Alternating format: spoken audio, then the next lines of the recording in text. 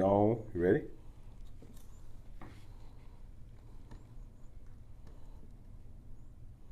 Yeah. All right, and we're on in 5, 4, 3. What's up, world? It's Coach Gaffney, aka Coach Mental Health, and I am excited for this one. This has been a long time coming. I know you see some resemblance. We're gonna get to that in just a second, but this is our brother to brother episode where we're going to talk just candidly, and there is no other person that I could think should talk this subject than my own brother.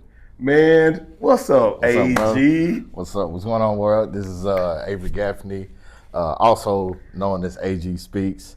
But yeah, bro, I'm excited for this one. Yeah, man. This is for the books. This Yeah, for man. history. Yeah. For real. So if you can't tell, my energy is already up. I'm going to try to calm myself because, man, this is a conversation that we've been both planning on having for a while. You know, life circumstances have taken us through various challenges, various channels, and just having a brother-to-brother conversation about those things, I think, can help. And we hope that this message heals. We hope that this is an opportunity for people to see brothers dwelling together in unity, regardless of the past and what they've been through and all of those things. We're going to get into it. And so let's get into it. Brother, talk to us, man. We grew up in the same household, same mom, same dad. What do you remember most about our childhood? If you can name 2 to 3 things that you were like, these things stick out to me about our childhood. You know, honestly, bro, it was a lot of fun. It was a lot of fun. There was a lot of dark moments, and we can get into that. But number one, a lot of fun, a lot of chaos. Kind of organized chaos, but chaos nonetheless. What you mean by that? Well, just because we grew up in the same household, but our dad, had his other family. He moved on, and it's life. And so we had other siblings, So we had siblings. Yeah. So when would go over our dad's house, it would be crazy. And Chaos. And honestly, I say organized chaos. A lot of the chaos, I would be in the midst of the chaos as far as the siblings. He already telling truth. He is already we are 1 minute in and y'all about to get the backstory. And as a middle child, you kind of have the leverage of being representing the older, right? Because we have older siblings, but also bridging the gap between the younger. So you're kind of like I was in between, so I could play both sides and kind of play my hand, and so it was a lot. But yeah. Yeah. So if you hear already, there's a resemblance in sound. So it just is what it is. When Daddy used to introduce you in family reunions, what number were you? He got it confused a lot. Dad got it confused a lot, but I'm number 3. I'm number 3. Yeah. Yeah. So there's Drexel Jr., of course, Jonathan Gaffney, Coach Mental Health, and then there's me, Avery Gaffney, AG Speaks. And then we got siblings underneath, man. Yeah. It's a lot of us. So it's a lot. It's a lot. Shout out to our siblings. We don't call each other half or whole. None of that. We don't play that. These are our siblings. So from day one, that's what it was. So I'm sorry, you said number 2, it was organized chaos. Number 3, what's the one thing that you would pick up about our childhood? Number 3, man, let me see.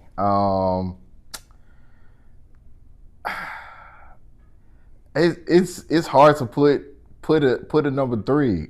It's so many words. Yeah. I would say brokenness. That's the first thing that came to my mind. Okay. And I know the old adage is, or the old saying is, time healed all wounds. But you have to be in the healing work to let that time heal wounds. Because if you don't, then you're just gonna be reliving the past and being traumatized all over again. So re-traumatizing yourself all over again with the patterns you set. Exactly. So I'll jump in there. One thing that I remember about our childhood it sticks out to me is, of course, obviously, I feel like we lived in 2 worlds. During the week we lived with mom. That was one world, and then on weekends when we had to go to God's Grace Church, that was another world. Yes. Uh, And it was turn up time. Okay, let me say this too.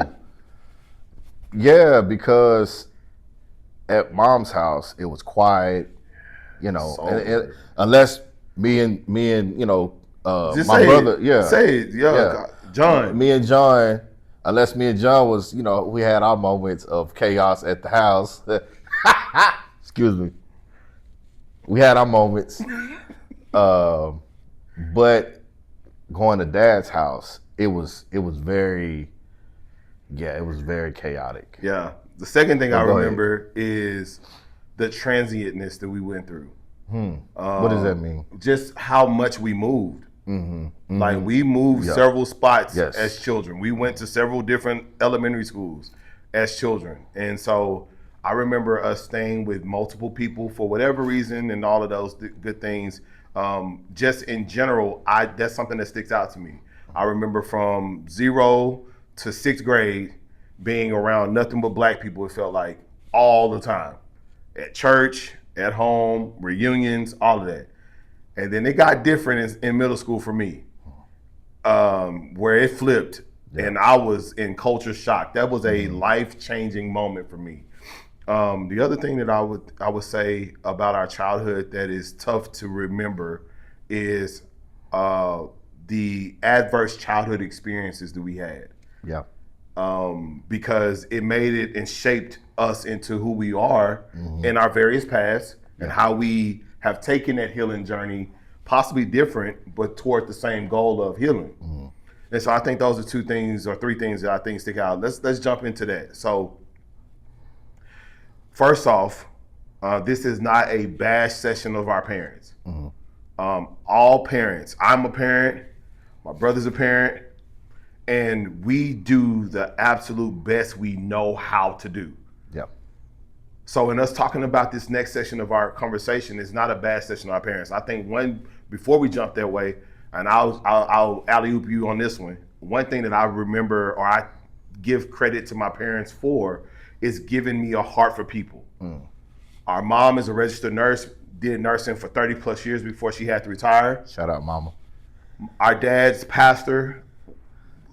I've seen that man give out his last to people because they were in need. And so they gave me the heart to serve others. What about you? What is something that you say our parents gave you? For sure. Definitely mom, heart, servitude heart, very nurturing as far as I used to say, me and mom had this conversation. I used to kind of have this, let me say this. A lot of times we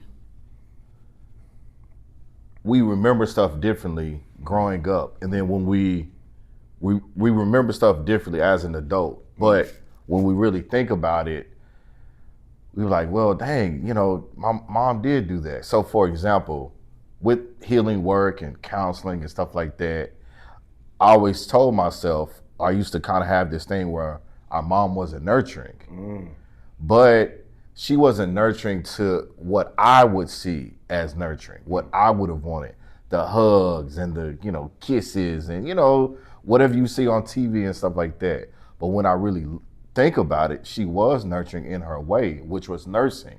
So whenever we were sick, I got sick a lot I had asthma, chronic asthma. My brother John had chronic asthma, sports injuries and breaking thumbs and salt depletion and all of that stuff. And so her way of nurturing was taking care of, taking off of jobs and stuff like that. Yeah. So for me, mom gave us the nurturing part. Pops, the heart, like you said, the servant's heart. But I think what Dad gave is exposure to the world. We traveled a lot.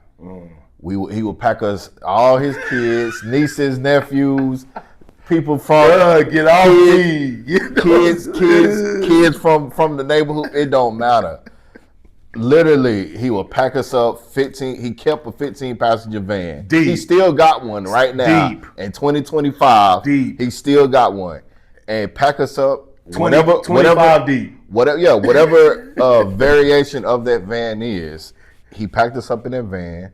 Chips, Lay's chips, not the name brand, but bread, meat, okay, bologna, whatever, chips. Sodas, and we would just travel from Detroit, California, Florida, Disney World, just all over the country. Yeah. And that kind of like gave me a love for travel, a love for explorer's heart, an explorer's heart.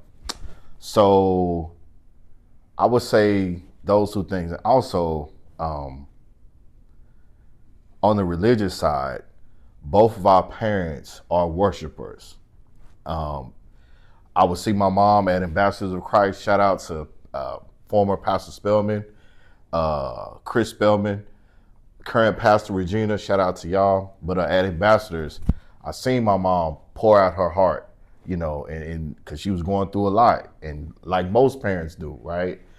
But she would cry out to the Lord, and I would be. It's funny because like I remember her. She'd be like worshiping. And she be like so into it, and she be like hit me with it, and I'm like, God dang, come on, your fingers, man. And she I'm sorry, she just be into it. Also, Pops,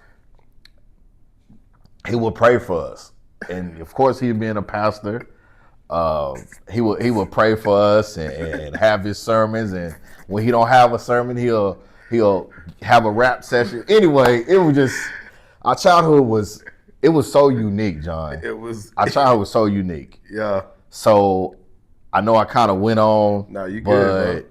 That's it. That's it. You said mama praising like that. Yeah. I remember Dad turning the tornado when he got shouting. And like if this is him, he would be spinning around real fast.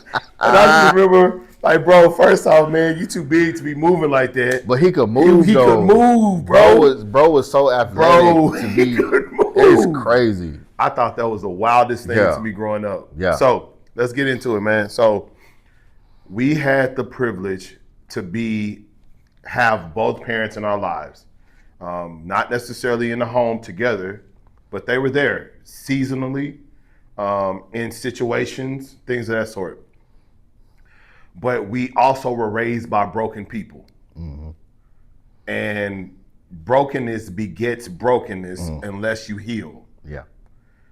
And so let's set some people free from feeling like they have to be all perfect in order to make an impact, because both Avery and I have an opportunity to impact the world in our various spheres, and we'll get into that in just a little bit. But we come from brokenness. And I think it's important to recognize that and not hide away from that. So, Speaking of that brokenness, let's talk about 2 or 3 situations where you say, man, now that I have hindsight, that was a broken situation. Wow. So doing trauma work and being in that healing journey, there was a memory that I recall. One of my first memories, actually, me personally, my first memory was a domestic violence situation with my mom and my dad. There was some infidelity going on, and my dad got upset about it, and he Reacted. Domestic violence. He reacted. He reacted. Right. He reacted. Details not important, but he reacted. And so I remember our oldest brother, Drexel, hiding us in the closet. Me and John hiding us in the closet because, they was having an argument, and it escalated. And so my older brother, shout out to him, Drexel Jr., shout out to him. He was so protective of both of us that he hid us in the closet. And I just remember that. I remember that the reason why it was impactful to me, because I got married, and for 7 years and got divorced. But during that marriage, I would always get depressed during Christmas. And my ex-wife would be like, she didn't understand, why you jingle bells and we jolly, and I'm just, and I could never pinpoint it. And so with going to counseling, which I advise everybody to do if you have the opportunity, if you can afford it, even if you can't try to see if there's free resources. Yeah. So with going through that, I had to think back, like, why don't I like it? Why I ain't feeling jolly and Merry Christmas? Yeah. Well, that situation happened around Christmas, and me and my brother, when women, get abused, they are sent to battered women's shelters. So my first memory was being in a shelter on Christmas and seeing Santa Claus for the first time in a shelter. So that kind of made things depressed for me. What else? So to that memory, that was the first time I ever heard the words Feliz Navidad. They sung that song to us as they were giving us those gifts, and I don't remember what they gave us. Yeah. I remember though, because I think I was 6, you were 4, somewhere around there. They sung that song, and that every time I hear that song, I remember being in this little open room at the shelter and them giving the stuff. Yeah, and I was just like, man, that's what they call a sensory experience. Yes, that comes back to you as you hear or feel things, and it's almost like the opposite of deja vu. Anyways, I remember the toy that I got. It was one of them. Yeah, it was y'all remember those little?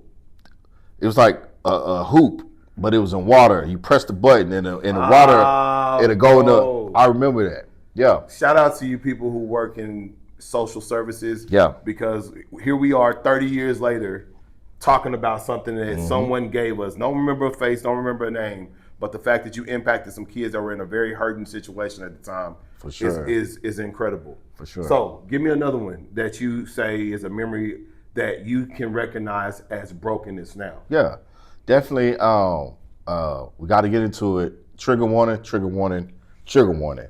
Trigger warning. That being molested as kids, a close family member of ours. To remain nameless. Yeah, absolutely. To remain nameless. Close family members of ours, violated, me and my brother at different times, sometimes at the same, I don't know, at the same time, but, so that was a big memory that shaped pretty much my entire life. And I'm still dealing with that.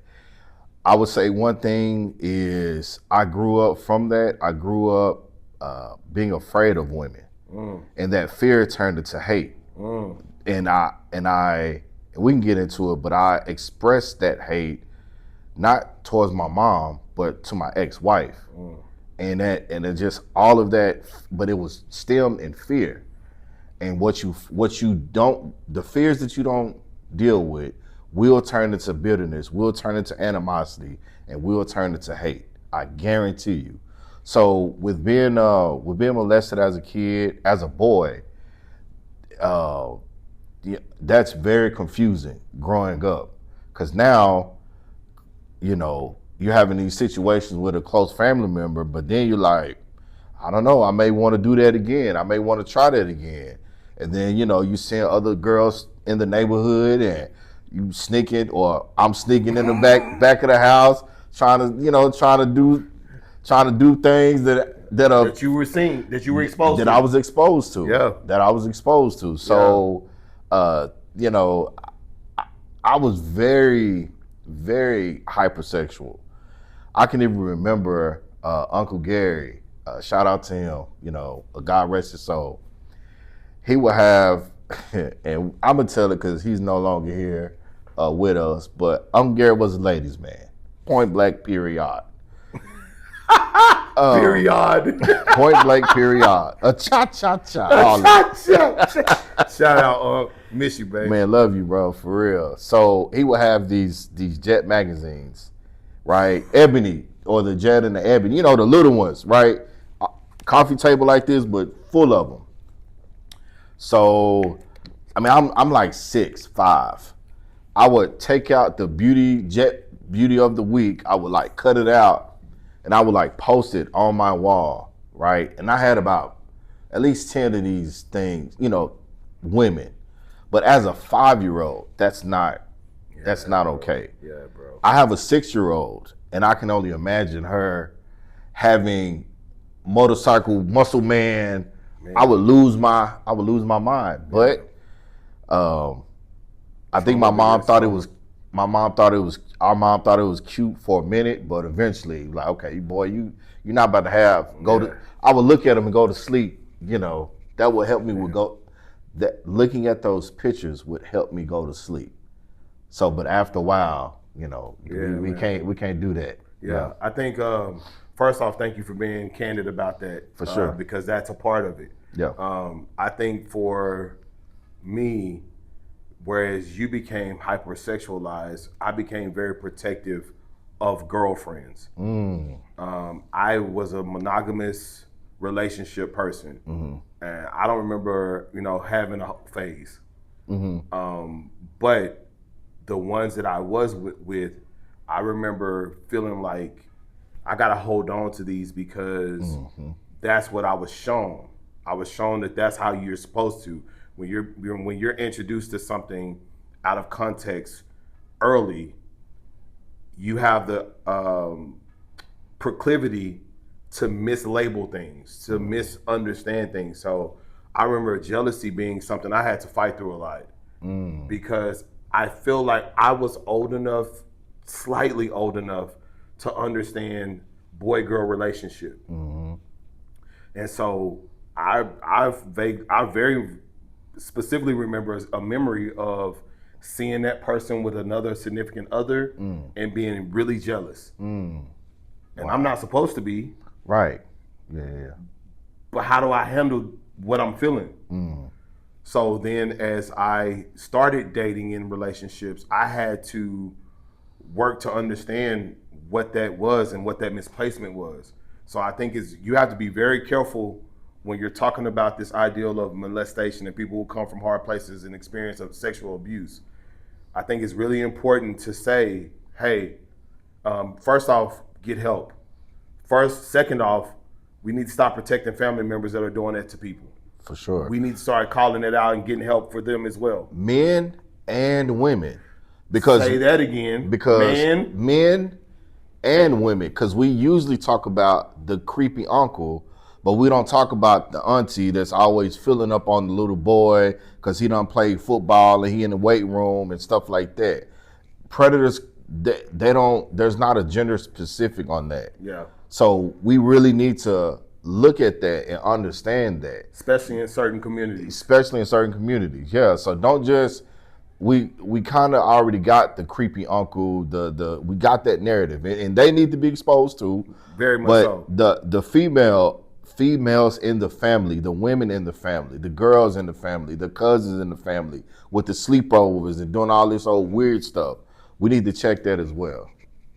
Preach. So all of that said, I think that I had to heal from that situation and how I approached understanding the relationship between men and women romantically, and understanding kind of it's a guilt that comes with it, because in order to engage in that manner, something has to happen biologically. Catch my drift? But if it's done out of context, then it makes it feel wrong when it happens right in context. Yeah, very much true. So that's where I feel like that's where some of the healing journey had to happen for me as well. So let's talk about that part, because we could spend hours upon hours upon hours talking about woe is me and what things happen to us and all that stuff.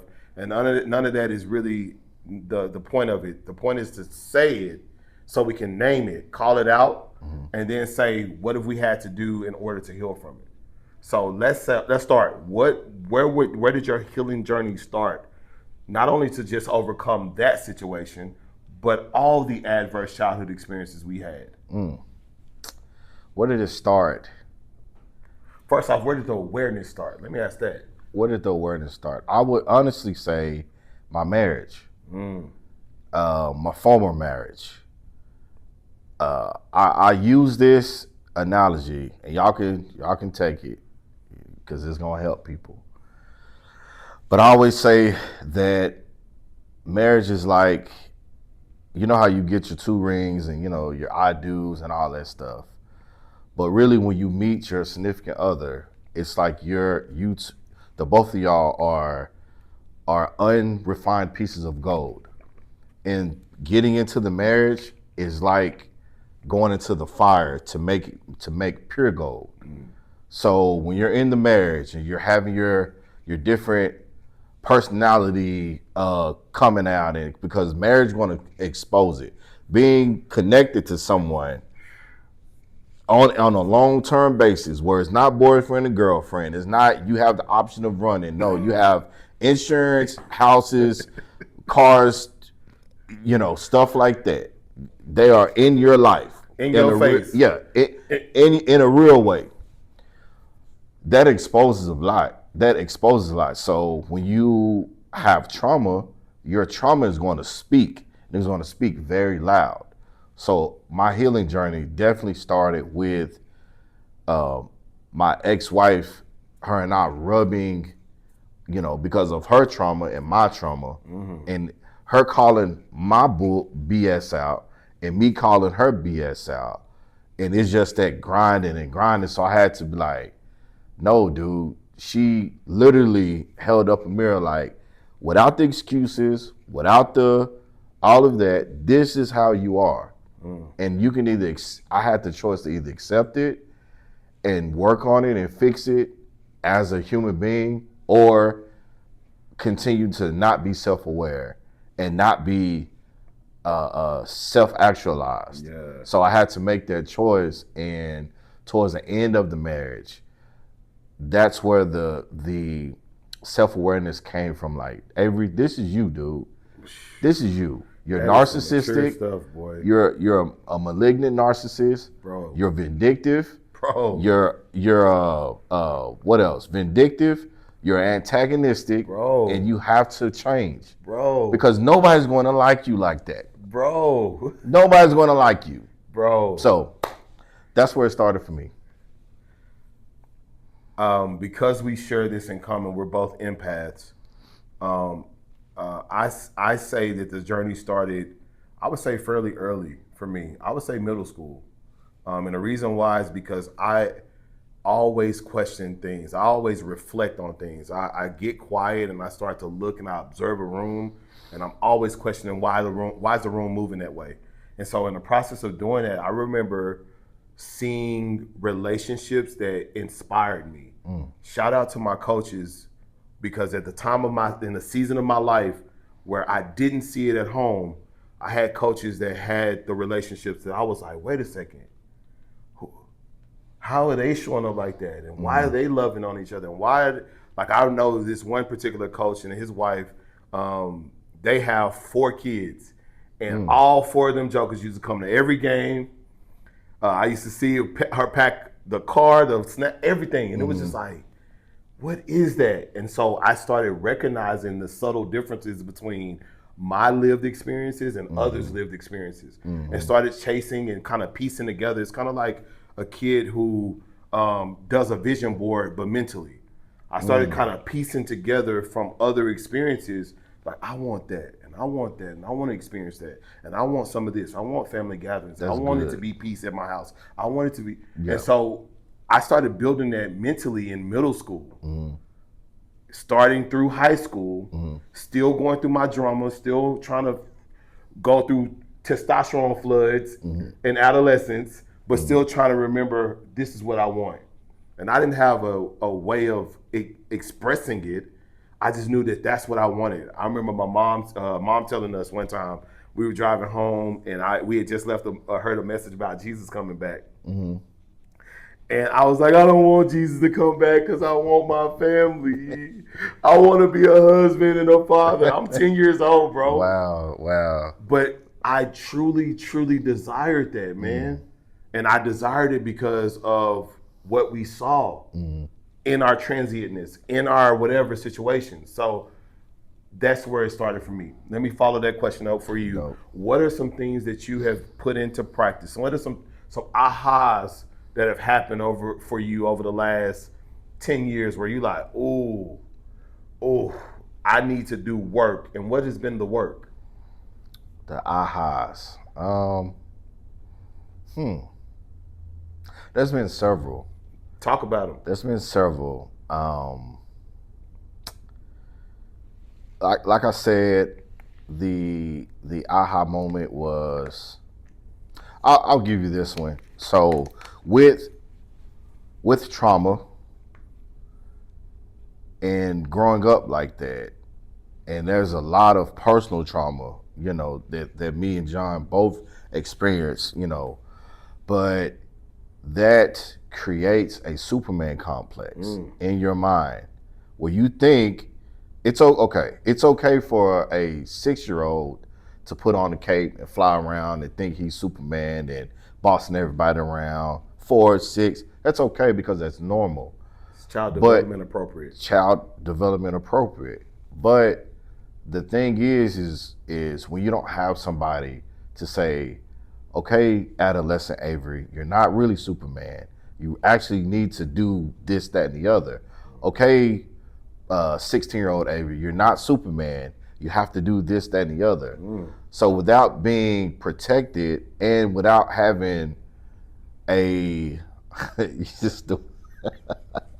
without having somebody to tell you that, you grow up thinking that you're actual Superman, and you're 30 years old, thinking that the whole world revolves around you, just like Superman, and you're not. Yeah. So, aha moment would be like I said, in my marriage, or dealing with that, is that I can't keep going through life treating people that way and being entitled and being selfish and self-serving. And also an aha moment in that same vein is that even though I did show signs of malignant narcissism or, self-serving, that also doesn't mean I'm discounted and I'm not a totally bad person, because we're all neither good nor bad. And you're going to be somebody's villain in their story, guaranteed. So you're not always going to have, everybody's not going to experience you in the same way. Yeah. And you're not going to show everybody the same side of you. Yeah. Some people in your story, in your journey, they're going to hate your guts. And guess what? Rightfully so, because you've shown them at that moment of where you are that's where you were at. That's how you showed up. That's how you showed up. That's how you presented yourself. So that was the aha moment for me, was I'm neither good, all the way good, or all the way bad. And that I'm not, just because I've treated people badly, especially in the marriage, that doesn't discount me as a person. Yeah. And my voice is still valuable, and still needs to be heard. Beautiful, man. I'm gonna ask for that assist and throw me that rock. Yeah, I'm gonna catch that thing. Go ahead. I think I heard a quote that really resonated with me later on in my life, but I can backtrack it on how progression works. It says, "You don't get out of life what you want. You get out of life who you become." And I can't remember who said the quote, so forgive me for not quoting it and giving, but I know it wasn't mine. And I can backtrack in my life and say, there have been times where I've wanted to be this. And so one of the things is my journey to manhood. And the definition that I think resonates louder than any definition, what's a man, who is a man, and what's a man? There's a scripture that says, when I was a child, I thought as a child, I understood as a child, I reasoned as a child. But when I became a man, I put away childish things. It's interesting. Hold on, wait. Let me get there. I'm gonna throw you the Yeah, you know where I'm going. So from the time I could remember knowing how to, as an athlete, I knew that I had to work in order to get a result. So if I wanted to become a man, remember, I had to do the work So that was my aha moment, was the work it was going to have to be in order to put away childish things. Go for it, bro. Yeah, that's what's up. It's interesting. I have that scripture tatted on my shoulder, on my arm right here. And when I got it, I was a young man, getting ready to go to war, getting ready to go to Iraq. How young? 19. What year was this? 2008. So the Iraq War, my little brother, not little, my younger brother, Right, little, so, is strapped up at 19 years old, about to go to war. Yeah. I can't tell you how traumatizing that was, but go ahead, bro. Yeah, so I didn't at the time. I nothing happens for no reason, or did I say it right? Everything happens for a reason, right? When I got the tattoo, I didn't know. I just thought it was cool, but it has become like a mantra for me throughout my life, and that becoming a man. Because what is a man? Does he get all the girls? Go out and be a 304? If y'all old, y'all know what You know what we 304. talking about, millennials, shout out. Yeah. Millennials, Y'all know what the 304 is. Shout out millennials. Get all the girls, get all the money, can fight. Is that a man? A brawler? Is that what he is? Over the years, I've had to figure out, what is Avery? What is a man for Avery? Not for the next man, because I don't know what he defines himself as. I can take, like you said, with your coaches, bits and pieces, and like a buffet of things. I'm like, nah, that ain't my style. That type of man ain't me. That type of person ain't me. So I had to, through my life experiences, craft almost like a robot almost, different pieces of manhood and things of that nature, and then the natural talent that I have. So yeah, bro. Yeah, bro. I Yeah. think one of the things as we get ready to land this plane is this ideal of becoming. And one thing that I feel like as humans we don't focus a lot of attention on is expressing our God-given talents, abilities, gifts, and skills, and leaning into that. And sometimes with an excuse, life's experiences don't afford you the opportunity to be aware of those things. So you see two individuals that have lived through some experiences that could be distractions and discouragements to experiencing growing through our lives, gifts, talents, abilities, and skills, and showing up in different ways. And so one of the things that I think is important as we talk about this, and while we're even having this discussion, it's like we both know this story. We both understand, okay, so why are you sitting down talking to people about this? What is your hope for this conversation? So my hope is, and this is one of many, because I really, the next episode, the next time, next episode, next episode, I hope to delve into my story about bipolar disorder, or being diagnosed with bipolar disorder, and how that has shaped a lot of decisions, good and bad, ugly and sad. But my hope is to help individuals out there that's listening and that will listen and watch this, that no matter what struggles that you're facing, no matter what mental health issues that you're having, that you are definitely not alone. Definitely. And sometimes our mind can not just play tricks, but play full-blown Monopoly games on us and have us thinking that we are in this by ourselves, and you're not. Yeah. So if you're having mental health crisis, if you're feeling suicidal, if you're having those thoughts, reach out for help. And 988, by the way. 988. 988 is a number that you can call. It's a national suicide crisis line. My bad, go for it. No problem. Reach out for help. And like I said in the beginning, better help and different resources out there. So my hope is to get help. Yeah, bro. My brother that I talked to yesterday, CW, shout out my bro, reminded me of this, and I want to repeat that. Healed individuals. You hear this ideal of hurting people hurt people. Well, healed people can help heal people.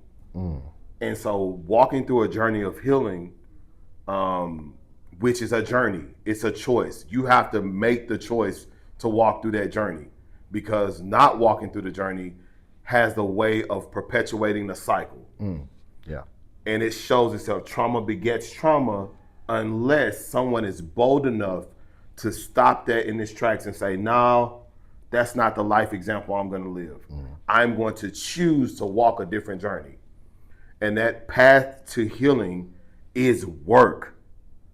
It's work. For sure. To overcome the insecurities. Yep. And I'm going to speak for myself. To overcome the insecurities. To overcome the second guessing nature. To overcome the protective nature that I have to protect myself and everyone else around me. Yeah. And if I don't do it, no one else will, which can become something that you can take out of balance by locking your kids in the closet. And you're trying to do all of those things. Go for it. No, I was going to say, to add on, anxious attachment. Yeah.